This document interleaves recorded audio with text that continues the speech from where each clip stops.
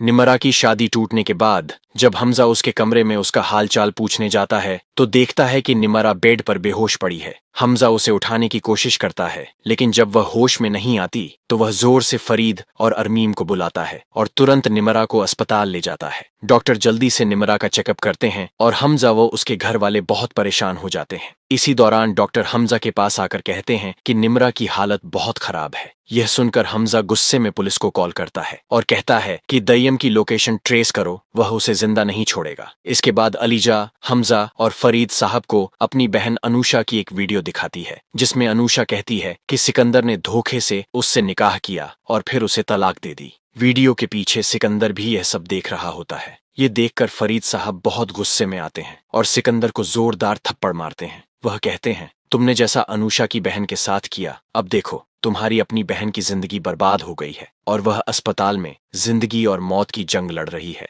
यह सुनकर सिकंदर की आंखों में आंसू आ जाते हैं। उसी वक्त डॉक्टर आते हैं और बताते हैं कि निमरा की हालत अब खतरे से बाहर है। यह सुनकर हमजा और घर वाले खुश हो जाते हैं। तभी पुलिस अस्पताल में आमिर को लेकर आती है। जैसे ही अरमीम आमिर को देखती है वह डर जाती है। आमिर फरीद साहब को बताता है कि हमजा की कंपनी में आग अरमीम के कहने पर लगवाई गई थी। यह सुनकर फरीद साहब गुस्से में अरमीम को थप्पड़ मारते हैं और कहते हैं कि तुम्हें यह काम करते हुए शर्म नहीं आई। अरमीम माफी मांगती है, लेकिन फरीद साहब की कहने पर पुलिस उसे गिरफ्तार कर थाने ले जाती है। इसी वक्त डॉक्टर हमजा के पास आता है और बताता है कि निमरा को होश आ गया है। ये सुनकर सभी लोग निमरा के कमरे में जाते हैं। हमजा और अलीजा कहते हैं कि दय्यम ने तुम्हारे साथ जो किया है उसका बदला हम जरूर लेंगे। तभी पुलिस से हमजा के पास कॉल आती है कि उन्होंने दय्यम को पकड़ लिया है। हमजा कहता है कि दय्यम को यहीं अस्पताल लेकर आओ। पुलिस दय्यम को अस्पताल ले आती है। जैसे ही निमरा दय्यम को देखती है वह गुस्से में कहती है कि उसे धोखा देने में उसे शर्म नहीं आई। दय्यम माफी मांगता है पर निमरा माफ नहीं करती।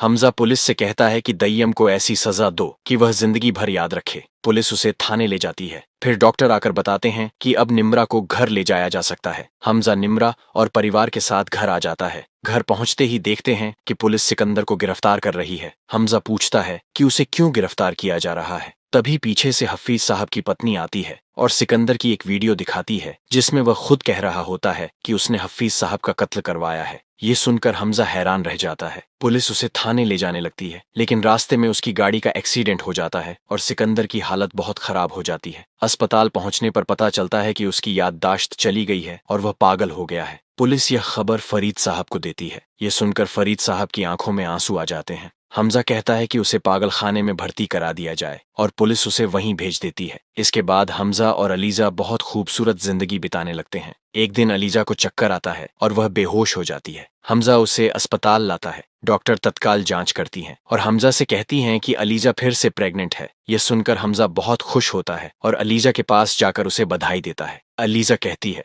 हमजा ये सब हमारी मोहब्बत की वजह से मुमकिन हुआ है। हमजा ये खुशखबरी फरीद साहब और निमरा को देता है और सब बहुत खुश हो जाते हैं। और अगर आप मोहरा ड्रामा की आगे की कहानी देखना चाहते हैं तो हमारे चैनल को लाइक, सब्सक्राइब और शेयर करें।